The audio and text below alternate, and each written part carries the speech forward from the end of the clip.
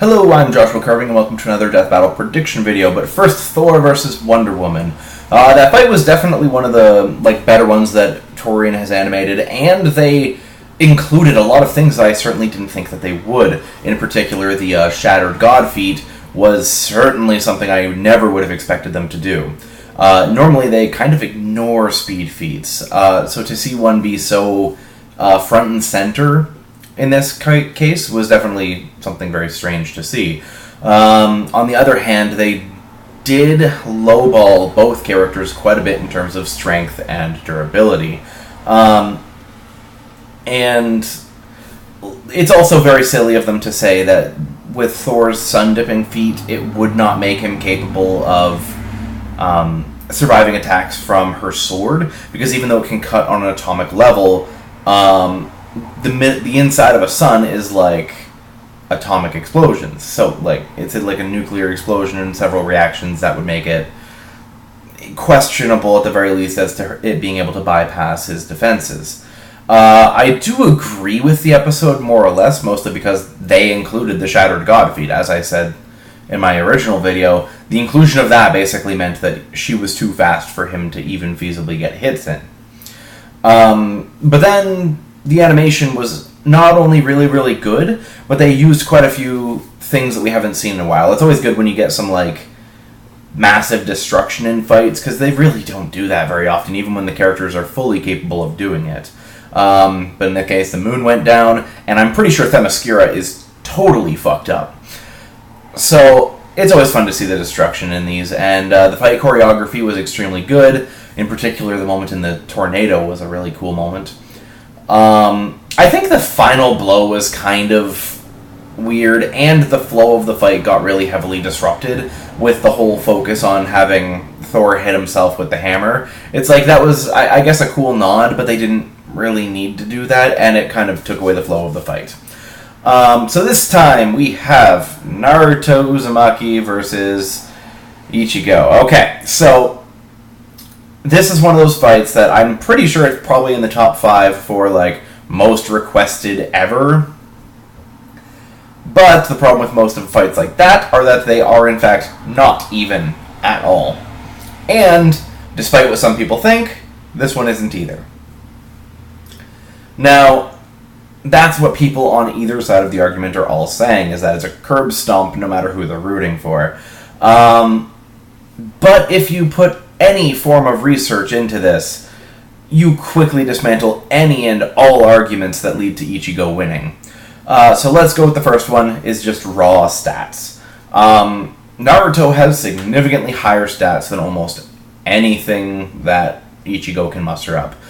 It says a lot when the final attack that used all of his Shinigami power and, reverted his stats to beginning of series just, busted a mountain, when in the Naruto last movie, there was someone who was cutting, the moon in half, and Naruto took attacks from this person, and he's destroyed meteors that, the crumbs of it are mountain-sized. It's just so blatantly clear that in strength, and durability for that matter, Naruto just so heavily has the advantage. And especially when it comes to speed, considering the old Kubo strategy of speed feats being, oh no, they vanished, oh no, they're behind me. That is 90% of all speed feats in Bleach, in all honesty. And Naruto itself has quite a few speed feats that put Naruto well beyond that. Not that it even matters, because we also have to look at techniques. I could sit here for 10 minutes listing off all the various shit Naruto's done, from Rasengan to Rasen Shuriken, truth-seeking orbs, if they give him those, but I'm pretty sure he still had some at the end of the show. Shadow Clone Jutsu, even his basic stuff from the beginning of the series is far more useful and versatile than end of series stuff that Ichigo can accomplish. Ichigo's main technique is the Getsuga, and it just doesn't do much. It's a sword beam. It's basically the equivalent of the Kamehameha. It's just, I have the person standing perfectly still for no real reason, let's blast at them. And when it comes to someone like Naruto, he can pretty easily circumvent any of that. Because even with just like 2 of his start of series powers being substitution jutsu and shadow clone jutsu, he could easily make Ichigo just completely wear himself out and use some of his higher end moves on people that aren't actually his opponent and on things that aren't actually him. So it really comes down to a techniques thing where Ichigo just has like, oh, now I'm using 2 Getsuga, and that was a big thing for him. And then now at the end of the series, it's just, now I have a big Getsuga, and that was what completely, that destroyed a mountain, yes, but it reverted his power. So it's not going to kill Naruto, and it's going to gimp him. So that's 2 things that completely kill any argument that he can do anything here. And even from then, there are other things like, oh, he has a flight advantage. Well, Naruto can fly as well when he's in the 6 Sages mode. And then you argue things such as, oh, Ichigo's a Shinigami, Naruto can't see him. And that as well is entirely false, because when Ichigo is in his Shinigami form, it's normal people who cannot see him, and spiritual energy is what is used to render a Shinigami visible. And if you'll recall, like, literally anything from Naruto, it's that everybody uses chakra. And it makes it very clear early in the series that chakra is half physical power, half spiritual energy. So it's the closest you're going to get with any form of equivalency, is that, yes, he has chakra, so he will have enough. It also comes down to, say, super forms.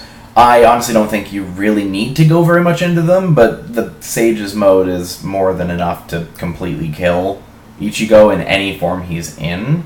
And that's not even counting things like his combined Kurama and six pass Sages mode.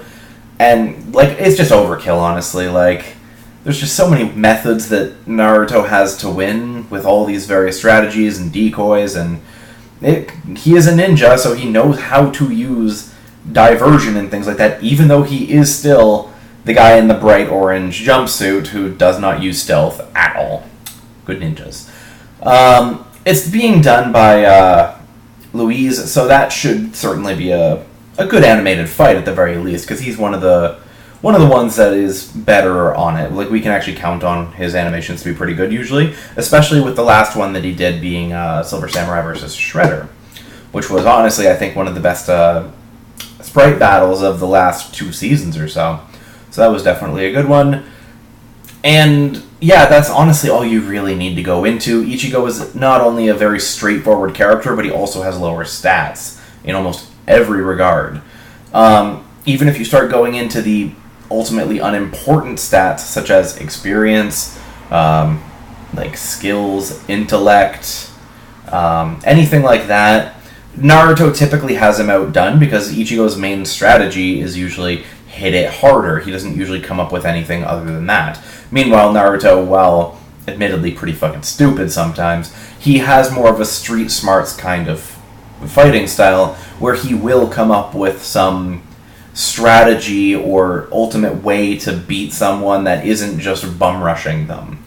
And that's kind of where Ichigo's nothing that Naruto hasn't fought already. And even if they do go into him being invisible, and they don't make an equivalency between spiritual pressure and chakra, the 6 passages mode still allows him to sense things that are invisible, I think by malicious intent or some sort. Yeah.